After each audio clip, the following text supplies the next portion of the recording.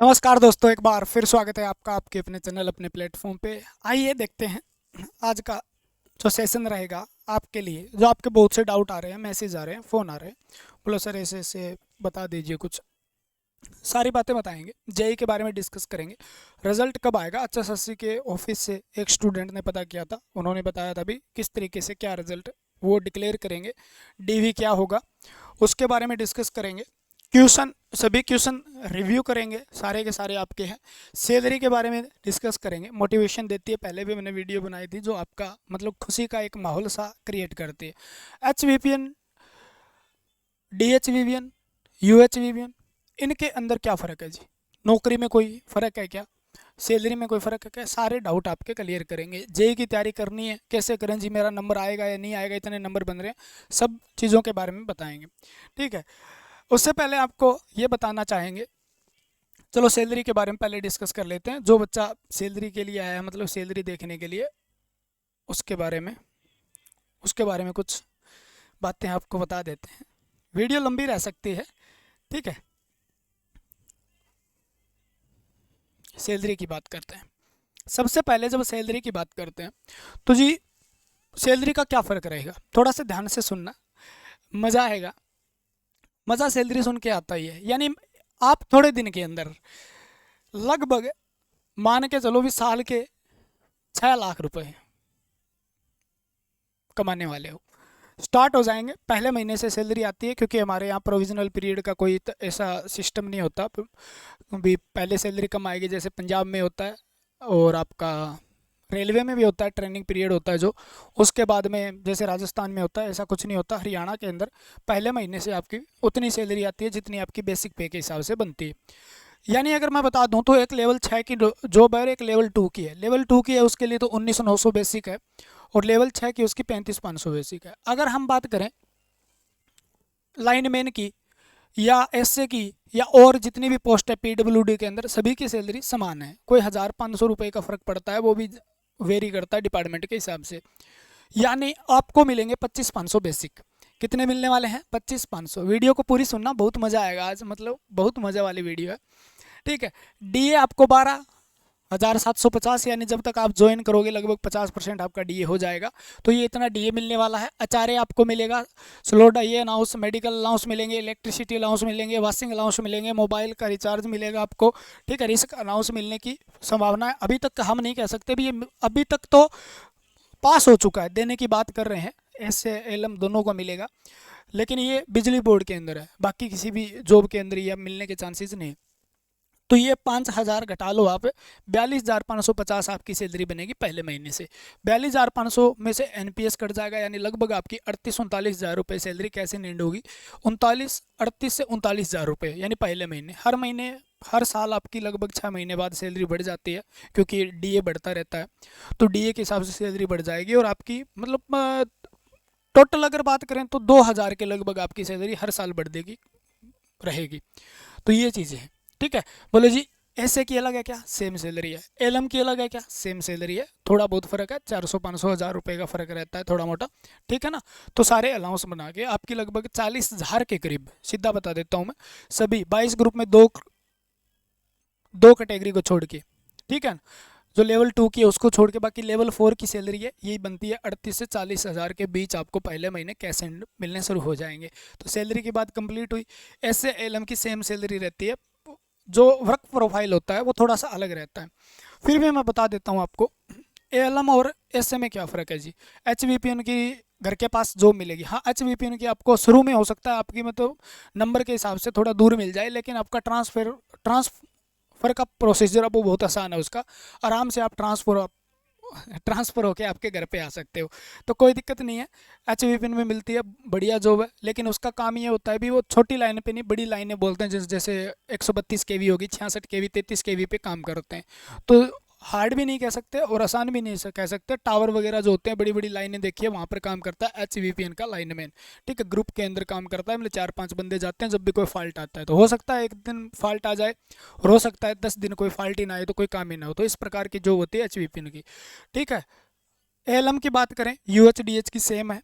Same काम होता है। गांव में नौकरी लग गई आपकी, तो गांव के अंदर आपको पूरा एक गांव दिया जाएगा जिसके अंदर आपको 2 लाइनमैन होते हैं या कहीं पे 3-3 लाइनमैन होते हैं, शिफ्ट के हिसाब से काम करते हैं। तो वहाँ पर क्या किया जाएगा, अभी आपके कोई भी फॉल्ट गाँव में है, 11,000 केवी की कोई लाइन है, 11,000 केवी कह रहा हूँ, 11 केवी की लाइन है, तो उसके अंदर आपको काम करना होता है। या आपको सेकेंडरी डिस्ट्रीब्यूशन जो है गांव के अंदर कोई फॉल्ट आ जाता है, मीटर से पीछे पीछे का फॉल्ट लाइनमैन को देखना होता है, वो उसको ठीक करते हैं। खंबा लगाना हो, कोई ट्रांसफर लगाना हो, तो ऐसे काम होते हैं। तो ज़्यादा मुश्किल काम नहीं है, ठीक है ना। थोड़ा रिस्की काम तो है, आपको पता ही है एलएम का ऐसे का रिस्क हर जगह होता है, क्योंकि आपने ट्रेड जो चुनी है तो उससे में आपको पता होगा भी करंट लगने का खतरा, कहीं पर भी जॉब करोगे आप, इलेक्ट्रिशियन से संबंधित कोई भी जॉब करोगे वहाँ पर करंट लगने का खतरा तो बना रहेगा। अगर आप आराम से सावधानी से काम करते हैं तो ऐसा कुछ नहीं होता है। ऐसे का काम होता है, सिर्फ इतना फ़र्क होता है, वो नहा धो के जाता है भाई, ठीक है, और कपड़े उसके साफ रहते हैं, खंबे पे नहीं चढ़ना पड़ता, तार वगैरह नहीं जोड़ने पड़ते, लेकिन उसका काम जिम्मेवारी वाला होता है। उसे पूरा का पूरा अपने रजिस्टर वगैरह या जो फाइलें वगैरह है उसको पूरा करना है, या उसका जो मतलब कागजी काम होता है, और हर चीज़ रिकॉर्ड करनी पड़ती है भी किस समय कितना लोड था, क्या था, ये चीज़ें।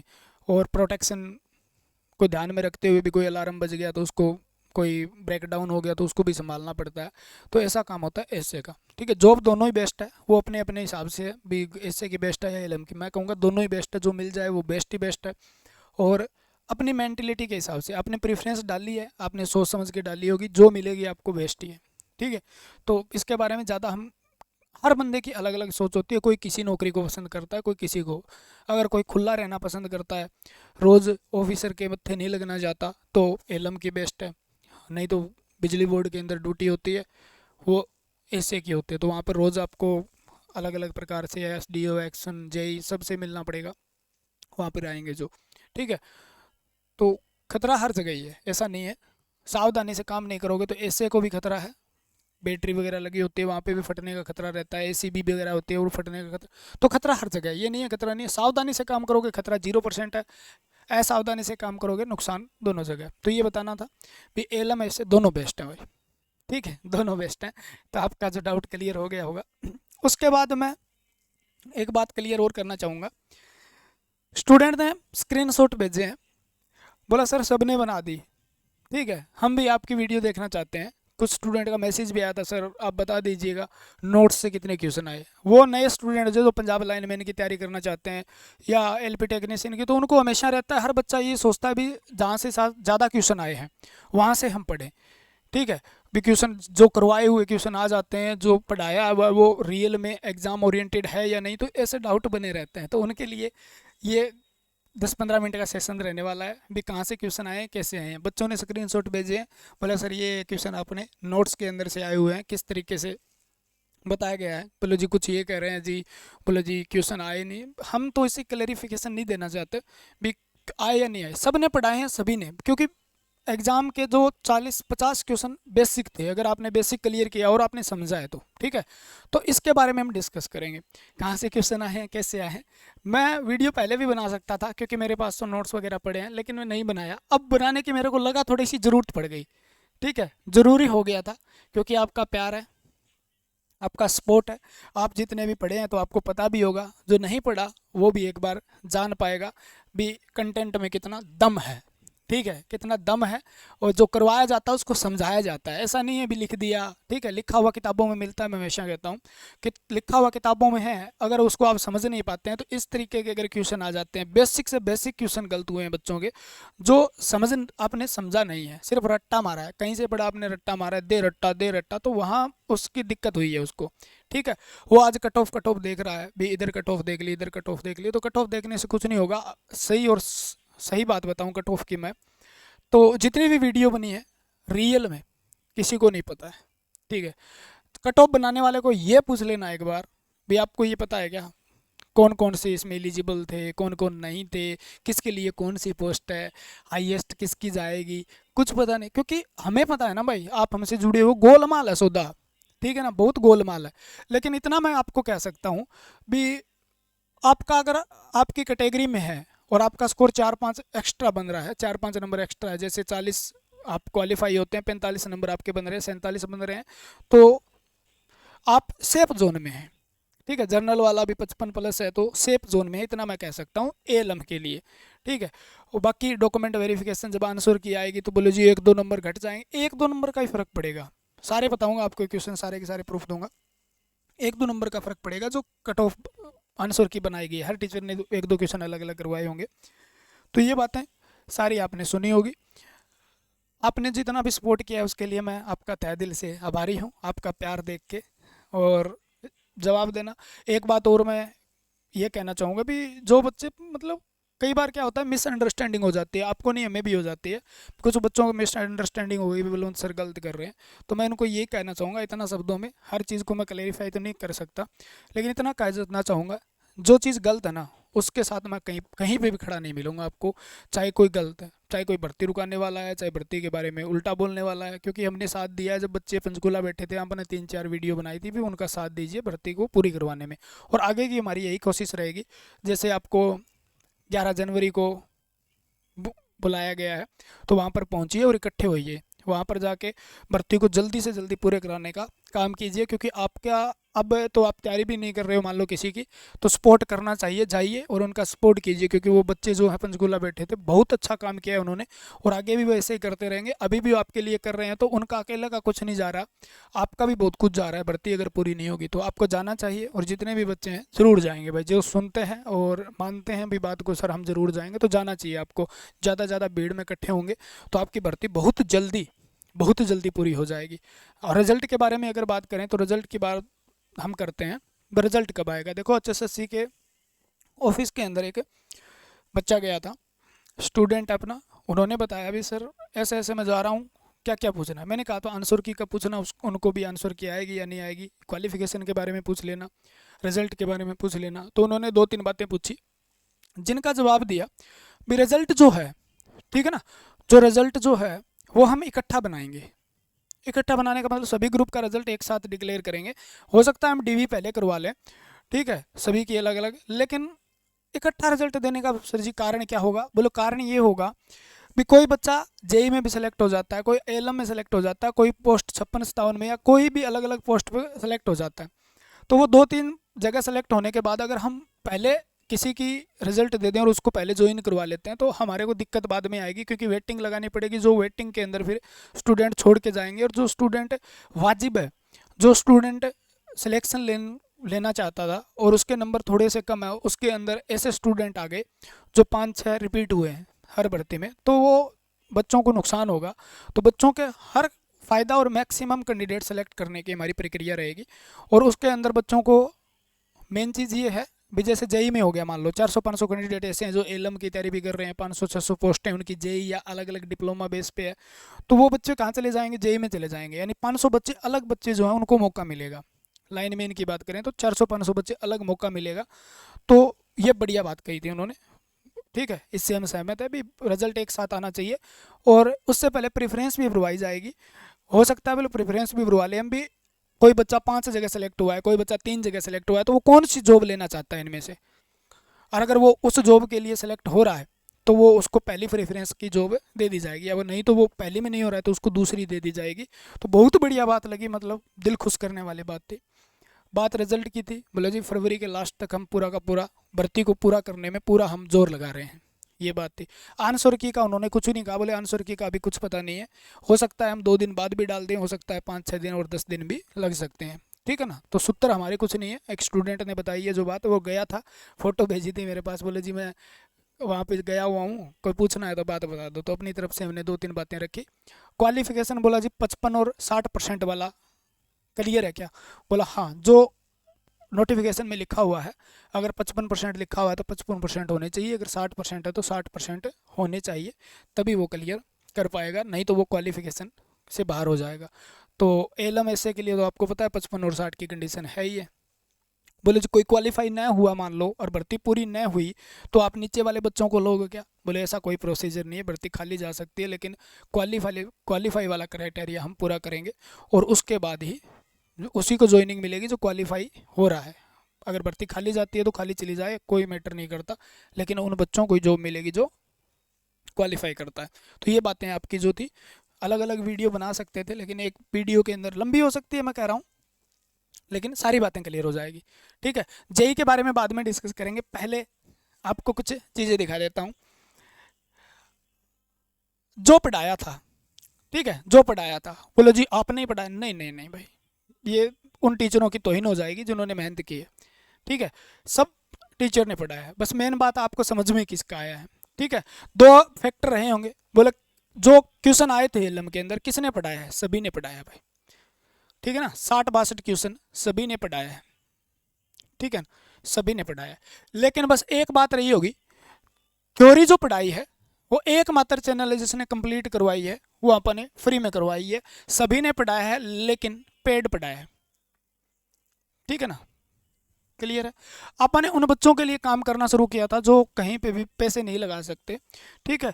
बोले जी हमारे पास पैसे नहीं है और हमें तैयारी करनी है, लेकिन बहुत से ऐसे बच्चे होते हैं जो रियल में नहीं लगा सकते, और कुछ बच्चे ऐसे होते हैं जो सोच सोच पैसे होते हैं, लेकिन वो क्योंकि कमाया हुआ पैसा है ना भाई, कहीं जाता है ना तकलीफ होती है, ठीक है ना, तो उसको सोच के खर्च करना पड़ता है। तो कुछ बच्चे ऐसे में कोर्स नहीं ले पाते जो सोचते भी ये क्या पढ़ाएगा, इसके अंदर क्या पढ़ाएगा, क्योंकि डेमो वेमो डालते नहीं है, तो अब पढ़ाएगा क्या, अंदर जाने के बाद पता चलेगा। कुछ बच्चे नाखुश भी हुए हैं, बोले जी हमने पेड लिया था, उसके बाद थ्योरी फ्री में किया आपसे, वहाँ से हमें समझ में नहीं आया। तो हर बच्चा अलग अलग अपनी मेंटेलिटी रखता है और अलग अलग सबका दिमाग होता है, वो किसको किस समझ पाता है वो उस पर डिपेंड करता है, ठीक है। तो अपने से मैक्सिमम बच्चे जितने भी सेलेक्ट होंगे तो ये खुशी है हमें, क्योंकि सबसे ज़्यादा बच्चे अपने से पढ़े हैं थ्योरी, सबसे ज़्यादा बच्चे, क्योंकि फ्री में थी, मेन चीज़ ये है, ठीक है। तो सभी ने पढ़ाया है, मैंने भी पढ़ाया भाई, ठीक है, मैंने भी, सभी ने पढ़ाया लेकिन मैंने भी पढ़ाया है, जो पेपर में आया वो अपन ने पढ़ाया है, ठीक है, इतना कहना चाहूँगा। कुछ बच्चे कहते हैं सर आपकी कृपा से, आपके कारण हम इतने नंबर ले पाए, मैं कहूँगा आपने विश्वास किया, वो कारण आपका ही है, क्रेडिट नहीं लेना चाहूँगा, आपने ही जो पढ़ा है, ठीक है ना, विश्वास करके जो मेहनत की है उसका परिणाम आपको मिलेगा, ठीक है। मेहनत की आपने, जो जितने भी चीज़ें पढ़ी है, शिद्दत से पढ़ी है, विश्वास किया है भी, ये जो कह रहा है उस तरीके से आप चलो, जो मैंने आपको बातें बताई उस तरीके से, जो अच्छा स्कोर करके आ रहे हैं, ठीक है। बहुत बढ़िया स्कोर है, किसी का 65 है, 70 है जी, 71 है, 72 है, मेरे पास मैसेज आते हैं, ठीक है ना। तो सारे के सारे बढ़िया नंबर लेके आए हैं जिन्होंने पूरा शिद्दत से रेगुलर फॉलो किया है। कुछ बच्चे तो ऐसे हैं, बोलो जी मैंने 2 महीने से आपको फॉलो किया है, मेरे नंबर बन रहे हैं 57, 58, 60, ठीक है ना। तो बहुत दिल खुश होता है, मतलब यार मज़ा आ जाता है, ठीक है। कमेंट ज़रूर करिएगा अगर आपने बढ़िया नंबर पाए हैं और हमने आपकी थोड़ी बहुत भी अगर सहायता की है कहीं पे भी, तो ज़रूर कमेंट करके बताइएगा, ठीक है। तो पढ़ाया है और फ्री में पढ़ाया भाई, ठीक है ना, अकेले मैंने नहीं पढ़ाया, सभी ने पढ़ाया, वो आया है, सब टीचर बढ़िया पढ़ाते हैं, समझ में आने की बात है। और मैंने भी पढ़ाया है, फ्री में पढ़ाया है, और जो पढ़ाया है वो सामने आपके बता दूंगा भी क्वेश्चन आए हैं या नहीं आए हैं, क्योंकि कुछ बच्चे ऐसे होते हैं जो और किसी की पंजाब लाइनमैन की तैयारी कर रहा है, कोई बच्चा एलपी टेक्नीशियन की तैयारी करेगा, कोई बच्चा टेक्निकल हेल्पर की तैयारी करेगा, कोई यूपीपीसीएल करेगा, तो वो ये मतलब क्लेरिफाई करता है भी किसका पढ़ाया हुआ ज़्यादा आ रहा है, किसके कंटेंट में दम है, एग्ज़ाम से रेलिवेंट या एग्ज़ाम ओरिएंटेड कंटेंट दे पा रहा है। तो उनके लिए बहुत ही बढ़िया तरीके से वीडियो होने वाली है, टेंशन नहीं लेने का है, किस तरीके से पढ़ाया जाता है, क्या क्या पढ़ाया जाता है, आपके सामने अब खोल के रख देंगे। 62-63 क्वेश्चन मेरे को अंदाजा है भी, आपको मैं बताऊंगा, 62 हो सकते हैं, एक दो रह गया होगा या स्क्रीनशॉट नहीं ले पाया होगा, स्टूडेंट ने भेजे हैं और फोर्स किया है मेरे को कल से, बोला सर वीडियो आपको बनानी चाहिए। मैं बोला सर ठीक है बनाते हैं, आपका प्यार है यार, सबसे पहले आप हो, ये सबसे पहले इंपॉर्टेंस आपकी है, आपके लिए खड़े हैं और आपके दम पे यहाँ पर हैं, ठीक है ना, हमारा क्या है। नहीं तो उस्मा का आया क्वेश्चन, बोले जी हाँ, पहला क्वेश्चन, सारे क्वेश्चन गिनते जाइएगा। आई स्क्वायर आर टी सीधा का सीधा था, नोट्स है, क्लास नोट्स है, ठीक है।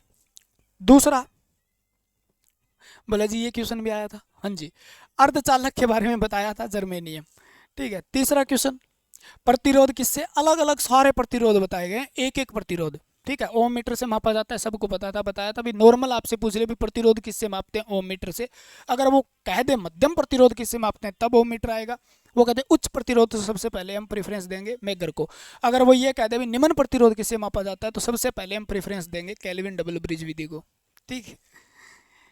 और यहाँ व्हाइटस्टोन ब्रिज की बात करें तो अगला क्वेश्चन है, ओपन सर्किट की बात की इसने, ओपन सर्किट की आपके एग्जाम में क्वेश्चन आया था। ओपन सर्किट में क्या था, ठीक है ना, 80 आ रही है मेरे को, ठीक, आई बराबर क्या है 0 होता है, क्वेश्चन था, एक एक क्वेश्चन बताऊंगा मैं, 62-63 क्वेश्चन डिट्टो, आपको जो लैंग्वेज लिखी गई है वो बताऊंगा, नोट्स से आपके फ्री ऑफ कॉस्ट जो आपको प्रोवाइड करवाए गए थे।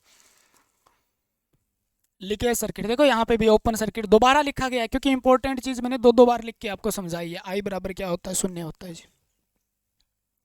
ऊर्जा खपत का फार्मूला लिखाया गया था जो आया हुआ था, ऊर्जा खपत कुल वाट, और इसको अलग से भी समझाया मैंने। क्यू बराबर सी वी था, बोलो जी ये नहीं, आगे बताओ। ठीक है, एवरेज वैल्यू सामने था, पीक वैल्यू का कितना गुणा होता है, यानी अधिकतम मान का कितना गुणा होता है, तो 0.637 होता है। अगला क्वेश्चन ओमेगा टी वाला क्वेश्चन था, तो वो इस फार्मूले से क्लियर हो जाता है आपका। प्रतिबाधा किसका व्युत्क्रमानुपाती है, ठीक है ना, एडमिटेंस आंसर आएगा। अगला क्वेश्चन डेल्टा, वो बिल्कुल डायग्राम बना के देखो, लाइन वोल्टेज क्या है, फील्ड वोल्टेज क्या है, डेल्टा देवी होती है, ठीक है ना। तो यहाँ पर ये क्वेश्चन का आंसर आपको नजर आ रहा होगा, आई एल बराबर √3 IP होता है, यानी फेज का जो √3 गुणा होता है लाइन करंट। वोल्टेज दोनों में क्या होती है, समान होती है, फेज करंट, फेज वोल्टेज और लाइन वोल्टेज दोनों में समान होती है। ठीक है, बताते हैं आपको, मैंने कहा था याद करो। ठीक है, कोई कहते भी मैंने ही करवाया है वो आया, नहीं नहीं नहीं, मैंने नहीं करवाया, सभी ने करवाया वही आया, लेकिन आपने हमसे पढ़ा है तो वो अभी आया है, इसमें कोई दो राय नहीं है। मैंने कहा था डीसी मशीन से आपके क्वेश्चन पूछे जाएंगे, और कर लेना, आप करवाई भी है यूट्यूब पे प्लेलिस्ट के अंदर, डीसी मशीन आप ज़रूर करना। बोलो जी सिलेबस में नहीं दे रखी है, उसके बावजूद करने का क्या फ़ायदा है, क्योंकि मैंने एक बात कही थी, एग्जामिनर को जब दिया जाएगा भी इलेक्ट्रिशियन के क्वेश्चन डालने, तो वो ये नहीं देखेगा डीसी मशीन दी नहीं, क्योंकि बहुत बड़ा पोर्शन है डीसी मशीन का, डीसी जनरेटर, डीसी मोटर का, तो वहाँ से क्वेश्चन पूछे जाने की पूरी पूरी संभावना है। तो टेंशन नहीं लेना, पढ़ना, डायग्राम बना के एक एक चीज़ समझाई, लेगिंग टिप, लीडिंग टिप। क्या बोलते हैं, आर्मेचर फ्लक्स का मुख्य फ्लक्स पर प्रभाव जो होता है वो क्या कहलाता है, आर्मेचर अभिक्रिया कहलाता है। क्वेश्चन था, ये तो नोट्स हैं, समझाया तो क्या क्या पता नहीं क्या है। दूसरा डीसी मशीन से क्वेश्चन है बायां हाथ के नियम से। तीसरा है 4 पॉइंट स्टार्टर, आपके सामने लिखा हुआ है, एनवीसी कहाँ जुड़ी होती है, तो सुरक्षात्मक प्रतिरोध के सीधे या श्रेणी क्रम में जुड़ी होती है। क्वेश्चन यहाँ से था, तीनों क्वेश्चन आपके डीसी मशीन के नोट्स। मेजरमेंट की जब बात करते हैं तो उन्होंने पूछा होगा, volt meter PD potential EMF सभी को मापता है, ठीक है, ए मीटर करंट को मापता है, ओम मीटर मीडियम रेजिस्टेंस को मापता है। अलग अलग लिखा है देखो, shunt ohm meter, series ohm meter, frequency meter. आई होम ब्रिज के बारे में सारे ब्रिज करवाए थे, हैज ब्रिज, ओम्स, ये सारे के ब्रिज करवाए थे, ट्रिक लिखा के एक एक ट्रिक, ठीक है, सीडीएस, ठीक। और यहाँ पर देखो, ये देखो विंस ब्रिज, कौन सा ब्रिज है, विंस ब्रिज, ये क्वेश्चन आया था, बोले जी हाँ आया था।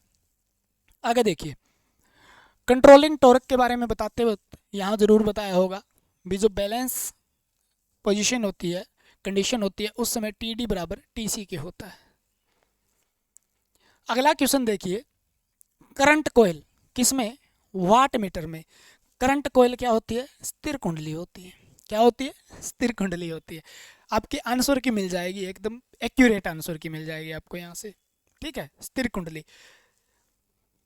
मूविंग आयरन जो होता है वो एसी डीसी दोनों पे कार्य करता है, नॉन डायरेक्शनल के बारे में बताया होगा, ठीक है, एसी डीसी दोनों के लिए कार्य करता है।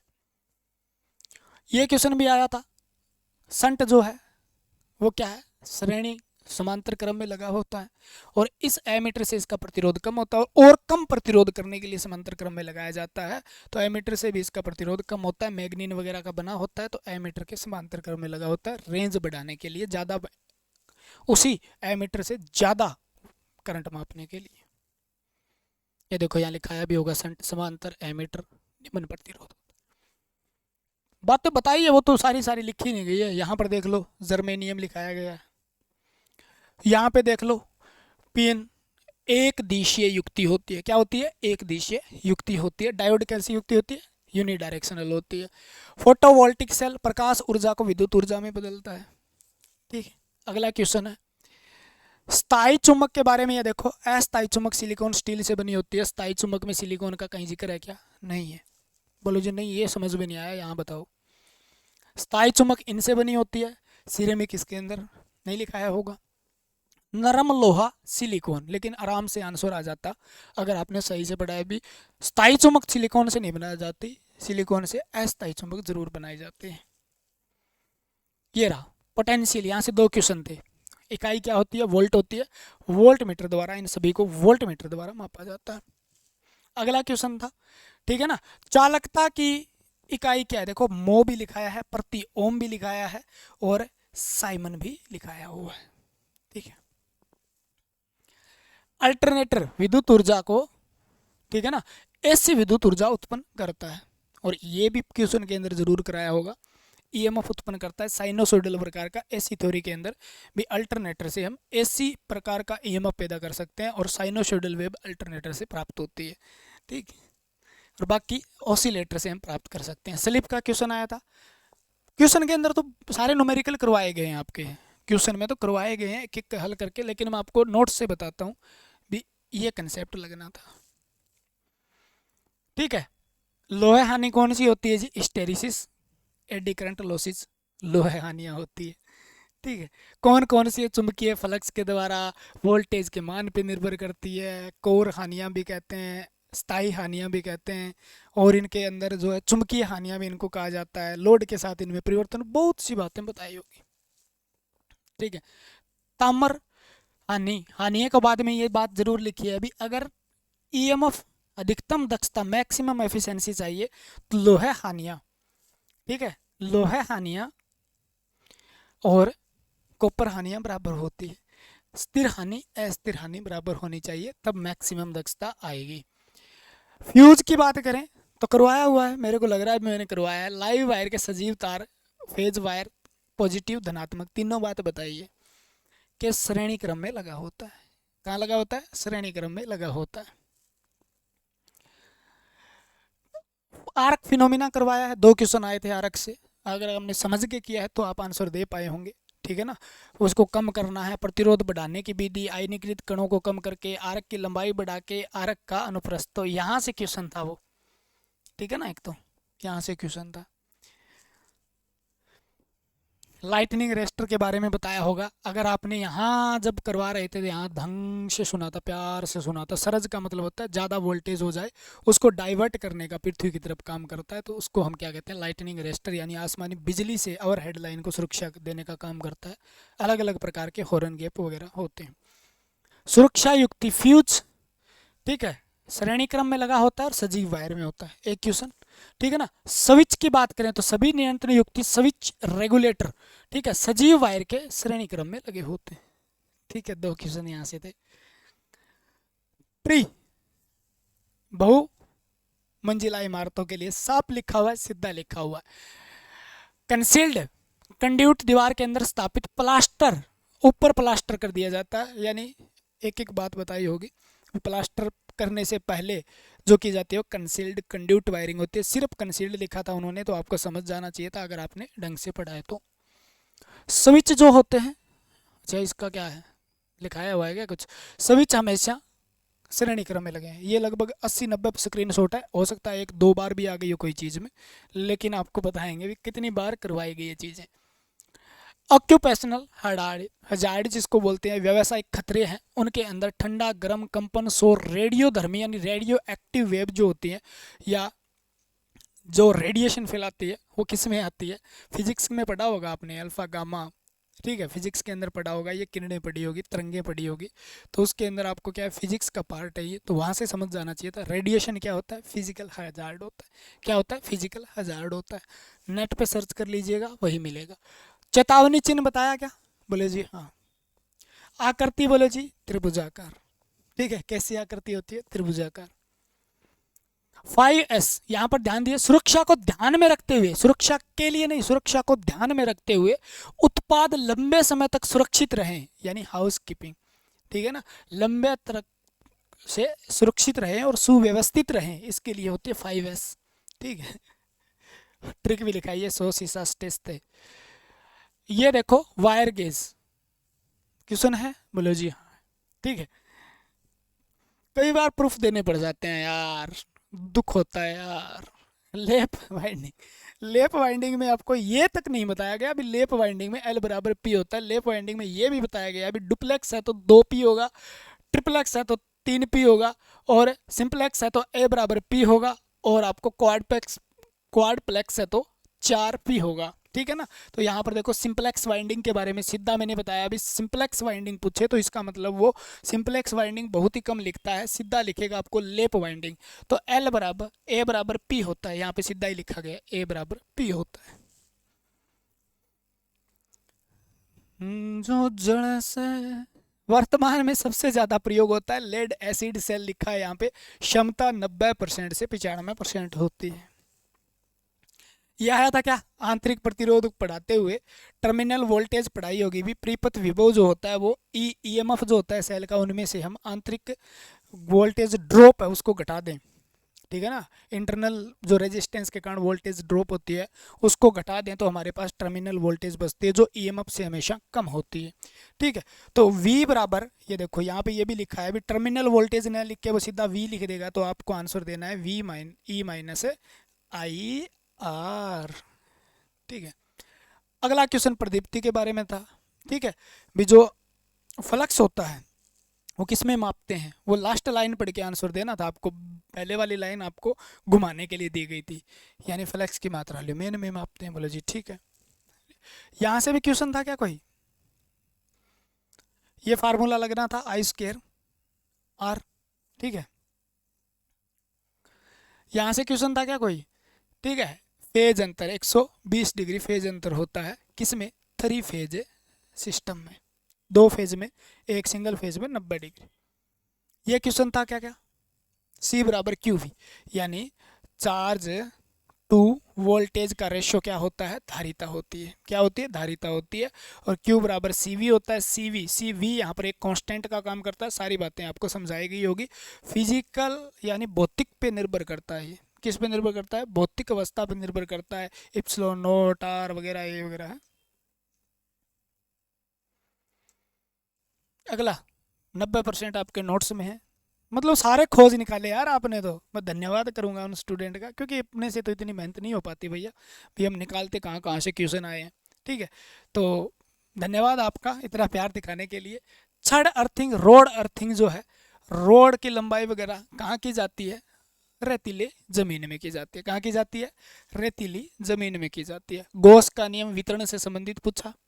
ठीक है ना, तो वितरण से संबंधित आपका नियम जो है आवेश का, वो क्या होता है, सीधा गॉस का नियम ही होता है। ठीक है, ये देखो क्वेश्चन भी करवाया। अभी एक से ज़्यादा आपसे पूछ ले भी, इतने बल्ब, इतने पंखे, इतने ट्यूब, इतने घंटे चलती है, इतने दिनों तक चलती है, तो उसका कैलकुलेशन करके आंसर मारना है फटाक से। अगला C बराबर क्यू बटे V होता है आवेश का वोल्टेज से अनुपात। ये तो 120 डिग्री आएगी। आपका कुंडलियों के बीच विद्युत डिग्री कितनी होती है, ये भी देखो आई स्क्वायर आर आ गया। मैंने कहा था एक दो क्वेश्चन 2 बार भी आ सकते हैं।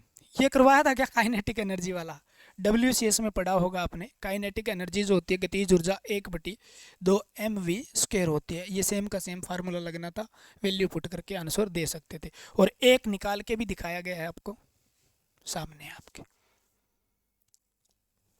ये क्वेश्चन था क्या, लंबाई द्रव्यमान समय किस में मापते हैं, CGS में सेंटीमीटर, ग्राम और सेकंड में मापते हैं। ये क्वेश्चन था क्या, पोटेंशियल, कार्य करने की क्षमता। देखो यहाँ पर दिया होगा 1 जूल कार्य करना पड़े तो विभव, और एक एक चीज़ को समझाया गया होगा अलग अलग जगह। 3-4 बार करवा दिया मैंने थ्योरी कम से कम, तो अलग अलग जगह समझाया गया होगा। कार्य करने की क्षमता लास्ट में पढ़ना, सिर्फ लास्ट लाइन आंसर देगी आपका, पोटेंशियल आंसर आएगा उसका। क्या आएगा, पोटेंशियल आंसर आएगा। ठीक है ना, उसका कुलाम नहीं आएगा। कुलाम फोर्स के लिए है, आकर्षण और प्रतिकर्षण बल के लिए है। बल को निकालना है, दोनों के बीच कितना बल लग रहा है, तो कुलाम आंसर आता। लेकिन उसने ऊपर लिख के लास्ट में एक लाइन पूछी है, वो आपको कंफ्यूज कर गई, क्योंकि लास्ट तक आप नहीं पहुंचे। तो आकर्षण प्रतिकर्षण पढ़ते ही आपने क्या मारा है, खींच के मारा है कुलम। मैंने कहा था क्वेश्चन पूरा पढ़ना, आंसर सही दे पाओगे। प्रतिरोध, बड़े शक्ति केंद्र, यही था क्या आंसर। ठीक है, मोस्ट इंपॉर्टेंट और लिखा है, देखो क्या बात है यार। जोड़ना, भूमि का विभव कितना होता है, दिया हुआ है ना, शून्य। कितना होता है? शून्य। सब बातें बताएगी ये यार, क्या बताएं। रोड अर्थिंग शुष्क क्षेत्र में की जाती है। 2 बार भेज दिया होगा। ये भी बताया गया था कि हर सब ने बताया यार, मैंने अकेले नहीं बताया है, लेकिन बताना जरूरी था। अभी यहाँ से पढ़ा है और आपको समझ में आ रहा है तो आप सही जगह हो, गलत जगह नहीं आए हो आप। आपको पढ़ाया हुआ अगर समझा पा रहे हैं हम, और जो कंटेंट देते हैं वो उसी पर उससे एक्स्ट्रा कंटेंट देने की कोशिश करते हैं और उसको समझाया जाता है। मेन चीज़ ये समझाया जाता है, आपकी लैंग्वेज में समझाया जाता है। आप घर बैठे जो आप 10-10 साल से भी इस लाइन से नहीं जुड़े हैं तो भी आपको वो चीज़ क्लियर हो जाती है जब आप हमारे साथ जुड़ते हैं। तो कमेंट ज़रूर करना, कमेंट ज़रूर करना। आपका कमेंट बहुत ही प्यारा लगता है हमें जब आप कमेंट करते हो। ठीक है, वीडियो को लाइक ज़रूर करें, कमेंट करें। तो यही था क्या इंटीग्रेटेड ऊर्जा मीटर? बोले जी यही था। ये योग था क्या? ट्रांसफॉर्मर में दो ऊर्ध्वाधर की बात करें, वर्टिकल की, तो मैंने बताया लिंब आंसर आएगा। और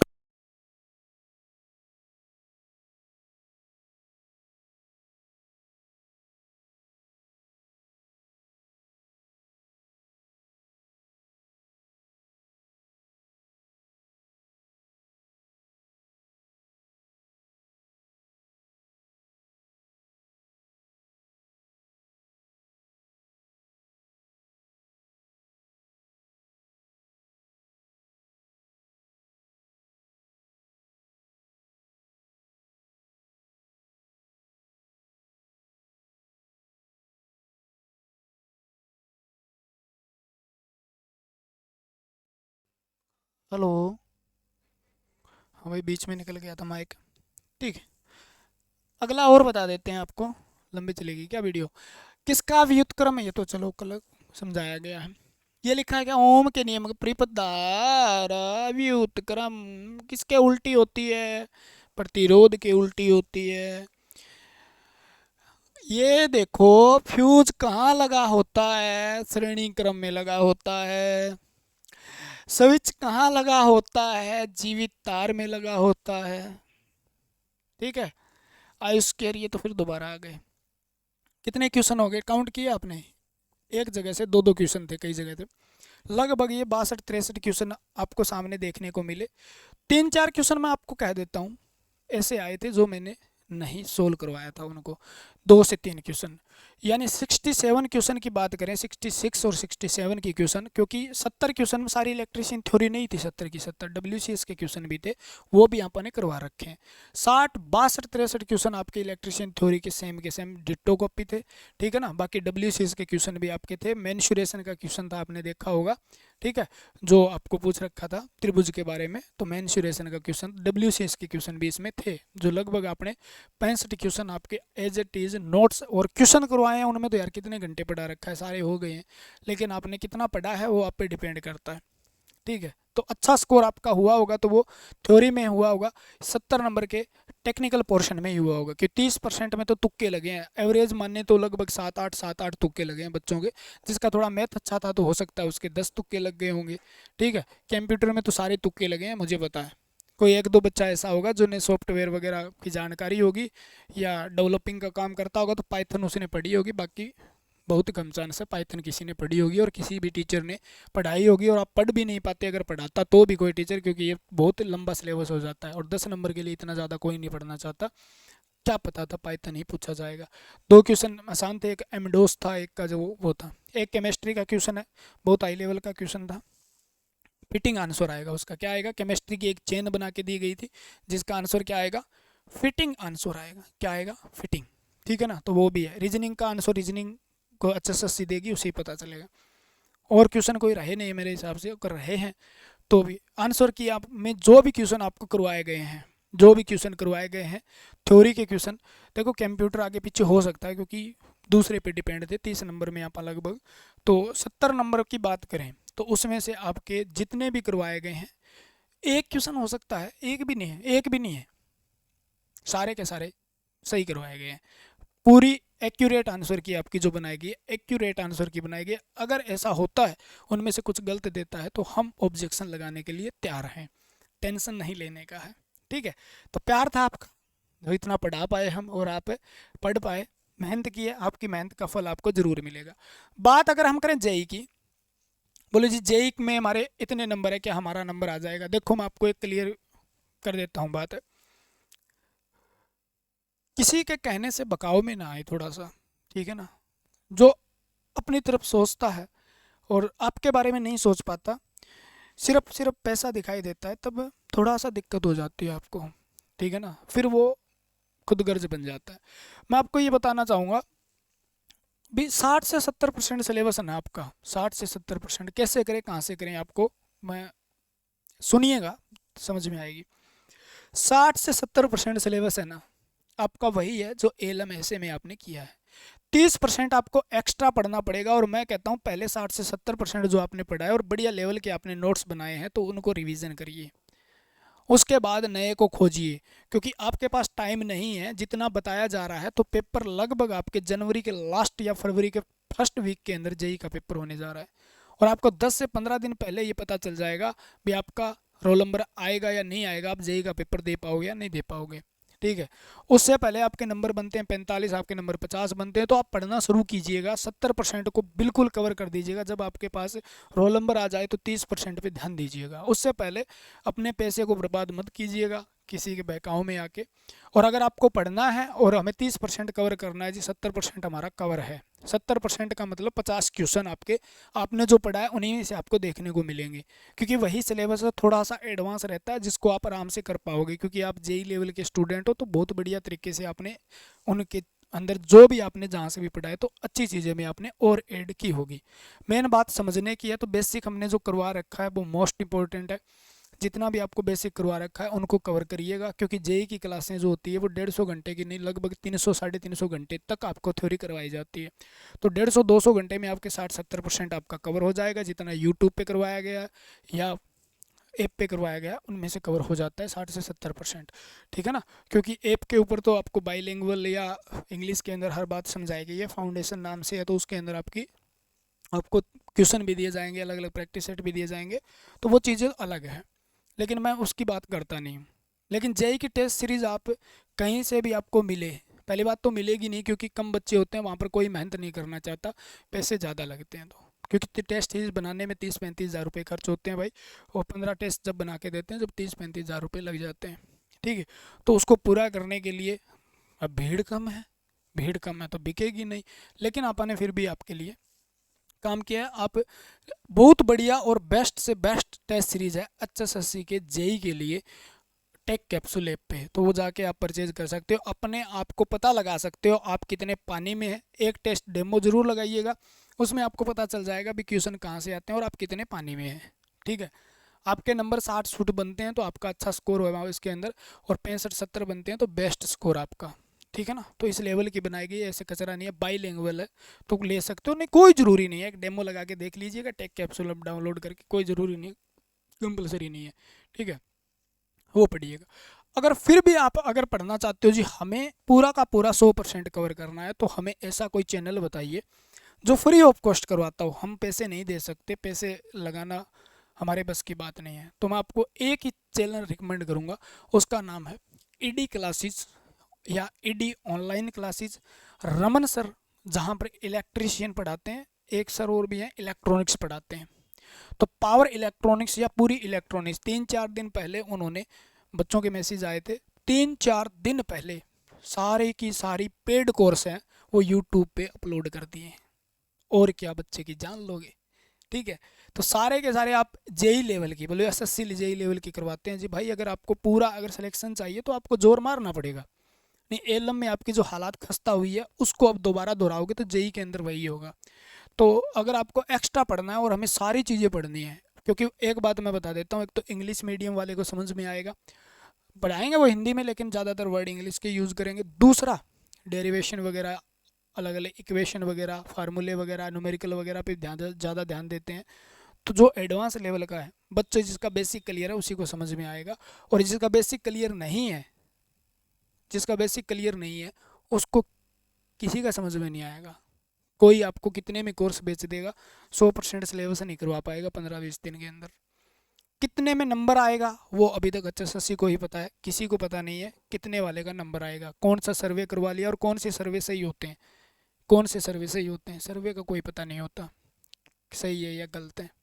ठीक है ना, क्योंकि हर कोई क्लिक कर देता है पोल के ऊपर, जिसके नंबर कम बनते हैं वो हमेशा ज़्यादा नंबर पे क्लिक करता है, तो आंकड़ा स्टिक नहीं लगाया जा सकता, अंदाजा सा लगाया जा सकता है। तो आप तैयारी कर सकते हैं, बेले बैठे क्या करोगे भाई, कम से कम कुछ पढ़ना शुरू कर दो, अपना रिवीजन करना शुरू कर दो। अगर रोल नंबर आ गया तो नई चीज़ें पढ़ लेना, नहीं एक बार 50-60% वो रिवीजन होगा, आपका नुकसान नहीं होगा। उसके अंदर आप रेगुलरिटी बना के रखें। 30% के अंदर आपको पता ही है क्या आएगा क्या नहीं आएगा, उस तो राम भरोसे है वो तो टेक्निकल को मजबूत करें अपने, और थ्योरी के पोर्शन को मजबूत करें 70%। तो ईडी क्लासेस जर्मन सर को फॉलो कर लीजिएगा, वहाँ पे फ्री ऑफ कॉस्ट आपको सारी जेई की क्लासें मिल जाएगी। टॉपिक अपने सर्च कर करके पढ़ लीजिएगा जो आपके सिलेबस में दी गई है। बाकी आपको अगर किसी और के पढ़ाने का तरीका पसंद है और आपके पास पैसे हैं तो आप कहीं पर भी जाके कोर्स ले सकते हैं, वहाँ से तैयारी कर सकते हैं। ठीक है, हमारी बात रही भी आप जेई की तैयारी करवाओगे, सर इतना टाइम नहीं है हमारे पास, तो भाई इलेक्ट्रिशियन पढ़ा दी बहुत है भी। जेई के लिए आसान बात नहीं है इतना, मतलब बहुत हार्ड सौदा होता है भाई आगे जाके, और उनमें कम से कम फिर पढ़ाने लग जाएं तो एक्स्ट्रा बहुत कुछ चीज़ें पढ़ानी पड़ती है, और जिसके कारण फिर ना पढ़ाएं तो फिर पढ़ाएं तो अच्छा पढ़ाएं, नहीं तो फिर पढ़ाने का फ़ायदा है क्या है। तो हम तो हमारी तरफ से ये कहेंगे, तो मुश्किल है, जितना भी है मुश्किल है, और बाकी भी कोई हुआ प्लान तो देख लेंगे, बाकी मुश्किल है हमारी तरफ से। ठीक है, तो आप बढ़िया से तैयारी कीजिए, और रिजल्ट का वेट रहेगा, सभी को कट ऑफ का वेट रहेगा, क्योंकि गलतियाँ आपने की है, फॉर्म फिल नहीं किया, बच्चों ने 1200-1300 फिल किया है, तो हम अंदाज़ा नहीं लगा सकते, तो बकाऊ मारने का, ऐसे ही फंटर मारने का कोई फ़ायदा नहीं है। जितना भी है बढ़िया है, आपका रिजल्ट बढ़िया रहा होगा और आपके बढ़िया नंबर बन रहे होंगे। ठीक है ना, 5-6 नंबर आपको क्वालिफाई से एक्स्ट्रा है, तो आपका सेफ स्कोर है, सेफ जोन में है, आप टेंशन लीजिए मत, और टेंशन लेने से कुछ होगा भी नहीं। जल्दी आपको आंसर की रिजल्ट देखने को मिलेगा, जल्दी आपको ज्वाइनिंग मिलेगी। जितने भी बच्चे हैं 11 तारीख को वहाँ पहुँचे, और बच्चों की उनकी सहायता करें, उनका मनोबल बढ़ाएं, और ताकि भर्ती जल्दी से जल्दी पूरी हो सके, जल्दी से जल्दी भर्ती पूरी हो सके, और भर्तियों में कम से कम जो है अड़चने आनी चाहिए। कोई भी कोई गलत कर रहा है तो उसको रोकने की कोशिश करनी चाहिए, भी कोई केस कर दे वगैरह कर दे, ये कर दे वो कर दे, तो हमारा तो हमेशा सभी का साथ रहता है, कोई भी स्टूडेंट के साथ गलत ना हो, सभी के साथ सही हो। और बात केस वेस की आती है तो हम इस चीज़ में कभी भी इन्वॉल्वमेंट नहीं मिलेगी आपको, फ्यूचर के अंदर भी इन्वॉल्वमेंट नहीं मिलेगी। भी कोई केस कर रहा है जी आप उसका साथ दोगे, मैं क्यों दूंगा भाई साथ, मेरा काम पढ़ाना है, केस का काम कोई करे न करे, मैं तो उतना उसको ये कह सकता हूँ भी तू करना क्यों कर रहा है भाई, रोक सकता हूँ, क्योंकि ज़्यादातर नुकसान बच्चों का होता है, तो मैं रोकने का काम कर सकता हूँ। ठीक है ना, और ये नहीं है भी मैं किसी को प्रोत्साहित करूँ भी भर्ती को रोक दो, मेरे क्या फ़ायदा होगा भाई। ठीक है, बच्चों का नुकसान होगा, कितने घरों में जो होली बनने वाली है सरकारी नौकरी के पैसे से वो होगी, तो लोग तो बदुआ देंगे भाई। ठीक है, तो ऐसा काम हम कभी नहीं करेंगे। अगर आपको लगता है, हो जाती है कई बार मिसअंडरस्टैंडिंग हो जाती है, हमें भी हो जाती है, बच्चों को भी हो जाती है, कहीं से सुना सुनाया आगे फैला देते हैं, फिर रायता फैल जाता है। तो इन चीज़ों को दूर रहें थोड़ा सा। और अगर किसी के बारे में, चाहे आपके परिवार के बारे में या किसी के बारे में आपको गलत फहमी होती है, तो जिसके बारे में गलत फहमी होती है उससे पहले कन्फर्म करें ये बात सत्य है क्या। ठीक है ना, दूसरों को बोलने से पहले, किसी के बारे में गलत बोलने से पहले, किसी टीचर के बारे में गलत, किसी आदमी के बारे में गलत बोलते हैं आप, किसी आदमी को अगर गालियाँ भी देते हैं, तो ये आपके संस्कार नहीं है। आप अपने माँ बाप के, जो आपका पालन पोषण किया है, वो सीधा सीधा आपके माँ बाप की तौहीन है, उससे बड़ी तौहीन नहीं हो सकती। अगर आपको दूसरे को आप क्रिटिसाइज़ करने की कोशिश करते हैं, बिना काम किसी के बारे में उल्टा बोलते हैं, अगर कोई गलत है तो उसके बारे में उल्टा बोलते हैं ना, तो फिर भी आप, मतलब आपके माँ बाप ने आपको सही संस्कार नहीं दिए, और जिस टीचर से आप पढ़े हो, यानी इसका मतलब उसने भी आपको ये संस्कार नहीं दिए हैं भी किसी के बारे में कुछ नहीं। आज तक देखो हमारे भी, कह सकते हो आप, साथ पढ़ाते हैं, हरियाणा के टीचर भी हैं और भी हैं, हमने आज तक किसी के बारे में गलत नहीं बोला, अपनी जगह सब सही हैं और अपना बेस्ट दे रहे हैं। तो हमेशा ध्यान रखें, आप चाहे किसी भी फील्ड में जाओगे आगे भी ये चीज़ें आपके काम आएगी, क्योंकि अनुशासन आपके जीवन को एक बहुत ही एक अच्छे रास्ते पे लेके जाता है, और बहुत ही बढ़िया मतलब रास्ता आप चूज करोगे, क्योंकि जब जाओगे तो आपको ऐसा हो सकता है किसी के बारे में गलत फहमी हो सकता है आपके जेई जो काम करें उनके बारे में गलत फहमी हो, उसके बारे में आप गलत बोलोगे, ये बातें उनके पास जाएगी, फिर आप पछताओगे। किसी ऑफिसर के बारे में गलत बोलोगे, या आप कहीं पे गांव में जाके किसी लाइन में लग गए मान लो, वहाँ पे जाके किसी को गलत बोलोगे, तो फिर आप कार्रवाई छाप देते हैं भैया, दूसरे हो जाए प्राय प्राय किसी के नहीं होते फिर। ठीक है, तो ध्यान रखना। ठीक है, तो हर अच्छा होता है सारा, तो आपको पसंद नहीं है तो ज़रूरी नहीं है, छोड़ दीजिएगा। जिसको पसंद है वो चीज़ें करिएगा, पसंद नहीं है तो रहने दीजिएगा। लेकिन आप किसी के बारे में मतलब किसी को जज नहीं कर सकते। अगर आपने किसी को देखा नहीं है, परखा नहीं है, उससे मिले नहीं हो, पर्सनली नहीं मिले हो, तो आप किसी को जज नहीं कर सकते, क्योंकि आदमी क्या हो सकता है क्या नहीं हो सकता उसको कोई भी नहीं जानता। ठीक है। लेकिन इतना ज़रूर रहेगा भी, एक टीचर जो होता है वो किसी भी स्टूडेंट के बारे में, बहुत 1-2% होते हैं मानते हैं बात, लेकिन टीचर किसी भी स्टूडेंट के बारे में, क्योंकि हर स्टूडेंट आप पढ़ते हो मेरे लिए सब इक्वल हो, और किसी के बारे में कोई गलत नहीं बोलता है और किसी का गलत सोच भी नहीं सकता। हम तो चाहते हैं भी ज़्यादा से ज़्यादा हमारे बच्चे सेलेक्ट हों, सफलता मिले। ठीक है। और ज़्यादा से ज़्यादा आप जल्दी से कामयाब हों, ताकि हमें भी ये मिले भी, किसी के किसी की हमने हेल्प की थी जो आज कामयाब है, और जिसकी वजह से पॉजिटिव वाइब आती है भाई, एनर्जी आती है। ठीक है। तो बाकी बचिएगा, कंट्रोवर्सी हर जगह होती है सब चीज़ों से। और अगर वीडियो पसंद आए तो ज़रूर लाइक करना, कमेंट करना, और ज़रूर बताना। कोई भी कमेंट अगर कोई आपका फिर भी डाउट रह गया है तो भी आप ज़रूर करना, अगली वीडियो जो भी लेके आएंगे उसमें आपका फिर क्लियर करेंगे। डाउट कोई भी रहता है तो आप कमेंट कर सकते हैं। ठीक है। तो जितना भी हो सके, जितना आपको बताना था वो बताने की कोशिश की है। आज के लिए फिर इतना ही है। जय हिंद, जय भारत। मिलते हैं अगली वीडियो के साथ। भगवान आपका भला करे।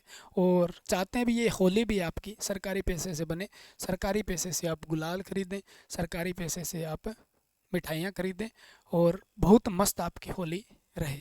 ठीक है। धन्यवाद जी। जय हिंद, जय भारत।